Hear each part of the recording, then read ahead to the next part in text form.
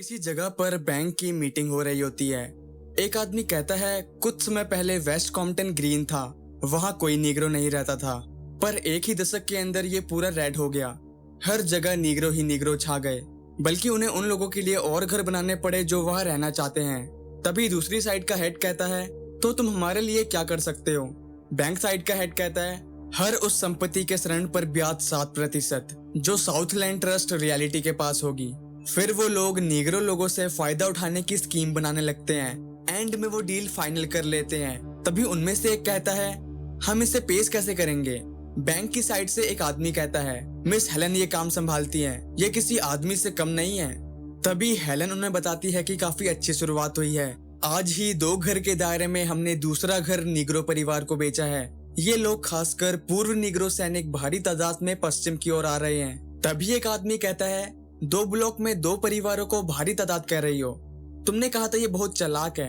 Helen कहती है ये सारे परिवार घर खरीदने को तैयार हैं उसे देखने से भी पहले। फिलहाल 2 ही परिवार हैं, पर मेरे ख्याल से कम भी देखे तो 6 महीने में ईस्ट कॉम्पटन भी वेस्ट कॉम्पटन जैसा होगा। फिर हेलन कहती है मैंने थोड़ी छानबीन की है और अगर सीधे कहूँ तो जब नीग्रो फैमिली कहीं रहने आती है तो संपत्ति की कीमत बढ़ जाती है।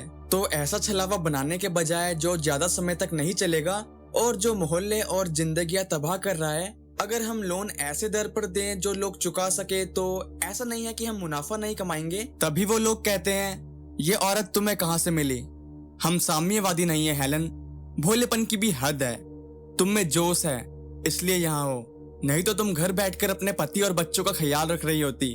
पर तुम्हें एक मकसद मिला है, इसलिए अपने औरत होने की कमजोरी के कारण इस मौके को जाया मत जाने दो।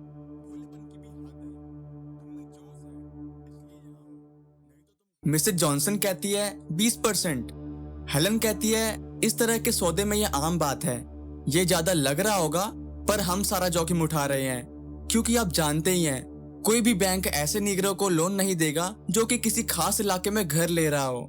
जॉनसन अपनी बीवी को समझाता है कि 30 सालों में ये घर हमारा होगा, हमारे पोते पोती यहाँ खेलेंगे। हेलन कहती है आप परिवार के भविष्य के लिए कोई कीमत नहीं लगा सकते। तभी मिसेस जॉनसन उन पेपर्स में नो नीग्रो वाला सेक्शन देखती है तो हेलन कहती है इस पर ध्यान मत दो। फिर हेलन उस सेक्शन को काट देती है। जॉनसन कहता है हमने वेस्ट कॉम्पटन की कुछ घटनाओं के बारे में सुना है। हेलन कहती है वो पुरानी बातें हैं, अब रहने के लिए उससे अच्छी कोई जगह नहीं है।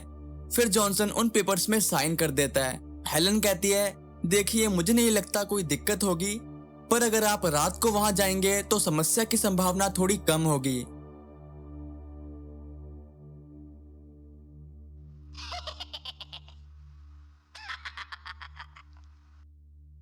हेलन सार्जेंट को उसके पैसे देती है। सार्जेंट कहता है सब कैसा चल रहा है। हेलन कहती है तुम अपना काम करो, मैं जा रही हूँ। सार्जेंट उसे रोकता है और कहता है तुम ऐसे कितने घर बेच सकती हो। हेलन कहती है कैसे पता होगा, अभी तो शुरुआत की है। सार्जेंट कहता है क्योंकि हम पूरे साउथलैंड में ऐसा करके माला माल हो सकते हैं। हेलन कहती है हम लालच मत करो, ये मुफ्त के पैसे हैं। सार्जेंट कहता है मुफ्त, ये मैं देखता हूँ कि नस्लवादी दंगे ना शुरू हो जाएं। अगर मैं ना होता तो वो काले कमीने पाल्मर ड्राइव में मरे पड़े होते। हेलन कहती है और तुम्हें इसकी कीमत मिलती है, ऐसे कुछ और सौदे हो जाएं तो मैं ये काम छोड़ दूंगी, बस रात को चैन की नींद आएगी। सार्जेंट कहता है तुम मुझे इसमें लेके आई और अब जेबें भरने से पहले मुझे दगा दोगी, क्या मुझे कानून नहीं पता, यही मेरा काम है और तुम जो कर रही हो वो इल्लीगल है। हेलन कहती है हम दोनों के लिए। सार्जेंट कहता है नहीं नहीं नहीं, तुम मुझे नगद पैसे देती हो, मेरा नाम तो कहीं नहीं है, मैं तो बस एक साया हूँ, पर अपनी कंपनी के लिए जिन कागजों पर तुम दस्तखत करती हो वो पक्के सबूत हैं और मुझे यकीन है कि तुम्हारे किसी बॉस का नाम भी उन पर नहीं होगा। अब किसकी बारी है। हेलन कहती है एमरी परिवार की, वो आ जा रहे हैं। सार्जेंट कहता है मुझे कुछ और पता होना चाहिए। हेलन कहती है नहीं, वो बस एक आम परिवार है, पति पत्नी और 2 बच्चे। सार्जेंट कहता है मुझे बस ये जानना है कि अगर वो गोरिल्ला पागल हो जाए तो कितना दमखम चाहिए होगा, क्योंकि उस मोहल्ले के भले लोग उसे परेशान तो जरूर करेंगे। फिर हेलन वहां से चली जाती है। रात को हेलन अपना काम वाम करके घर जाने के लिए अपनी कार में बैठती है। तभी पीछे से एक आदमी उसका गला पकड़ लेता है और उससे ये काम बंद करने को कहता है। हेलन को याद आ रहा था कि आज ही उसने एमरी परिवार को एक घर बेचा है। वो आदमी उससे कहता है ये काम बंद कर दो और उसे धमकी देकर वहां से चला जाता है।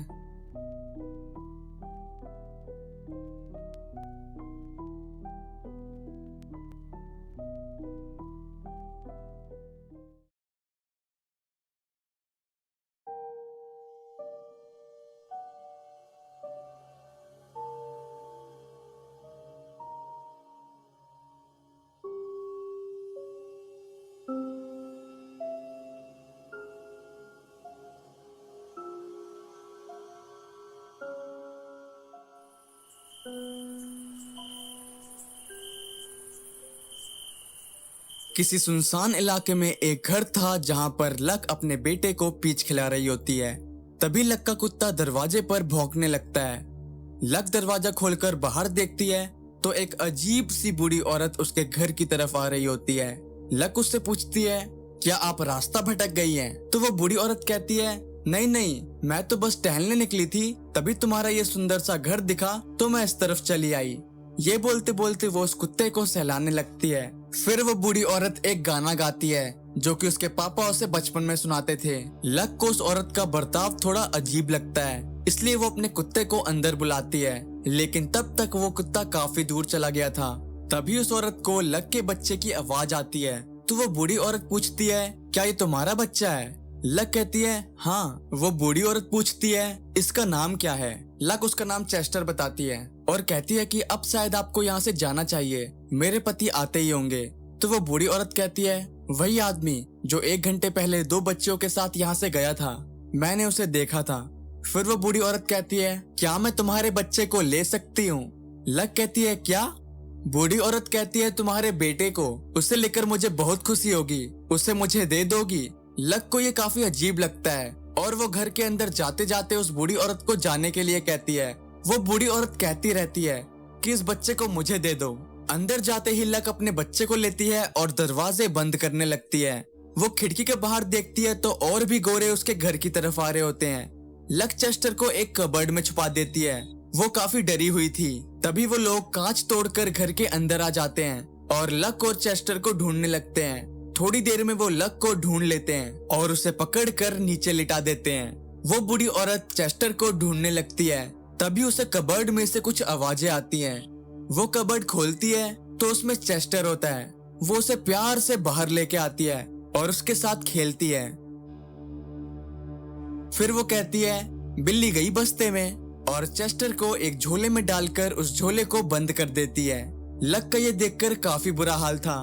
वो बूढ़ी औरत चेस्टर को बाकी लोगों के पास लेके आती है और फिर वो सब चेस्टर को गेंद की तरह एक दूसरे की तरफ उछालते हैं। अंत में वो बूढ़ी औरत चेस्टर को हवा में घुमाती है और जब उसे कुछ महसूस नहीं होता तब वो उसे जमीन में छोड़ देती है। लक एकदम सुन्न हो जाती है। इसके बाद वो लोग वहां से चले जाते हैं। चेस्टर के फ्यूनरल में लक काफी दुखी होती है। उसे किसी चीज का कोई होश नहीं होता। ग्रेसी, रूबी और हेनरी भी काफी दुखी होते हैं। तभी एक पुजारन प्रार्थना करने लगती है और कहती है, ईश्वर ने दिया और ईश्वर ने ही ले लिया, ईश्वर का नाम धन्य हो, आमीन। लक ये सुनकर खड़े उठती है और कहती है, क्या कहा? वो औरत कहती है, ये सब प्रभु की इच्छा है, उसने जो दिया उसने वो। तभी लक उसे जोर से एक चाटा मारती है और कहती है, जब वो तुम्हारे बेटे को लेने आए तो अपने प्रभु को मेरा प्रणाम कहना। फ्यूनरल में सब हेनरी को हिम्मत देते हैं, पर हेनरी का ध्यान बस लक पर था जो कि घर के बेसमेंट में जा रही होती है। उस दिन के बाद से लक पागलों जैसा बर्ताव करने लगती है। वो अपने में ही खोई रहती थी और हर समय उस खून वाले कपड़े को पकड़े रखती थी। ग्रेसी लक को बार बार ममा कहकर पुकारती है, पर लक अपने में ही खोई हुई थी और उस पीच को ही देखी जा रही थी। ग्रेसी कहती है, ये हमने आपके लिए ही तोड़े हैं मामा। ये सुनकर लक उल्टी कर देती है। लक रोज किसी पौधे को सूंघ सूंघ कर उस झोले में डालती रहती थी। एक दिन ग्रेसी रूबी से कहती है, मुझे उनसे डर लगता है। रूबी कहती है, वो बस दुखी हैं। ग्रेसी कहती है, हम भी दुखी हैं। रूबी कहती है, ये जल्द ही ठीक हो जाएगा। ग्रेसी कहती है, मैं माँ जैसा नहीं बनना चाहती। रूबी कहती है, हम माँ जैसा कभी नहीं बनेंगे। मेरे साथ बोलो, हम माँ जैसा कभी नहीं बनेंगे, हम माँ जैसा कभी नहीं बनेंगे।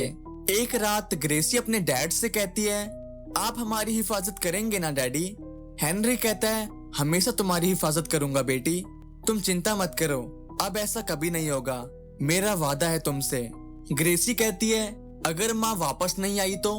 हेनरी कहता है, तुम्हारी माँ कहीं नहीं गई है।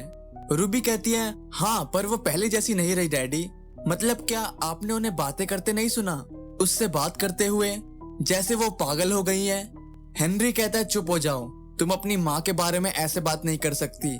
जो उसने झेला है उसे शब्दों में बयां भी नहीं कर सकते, पर मैं उसे संभाल लूंगा, तुम सबको संभाल लूंगा, वादा करता हूँ।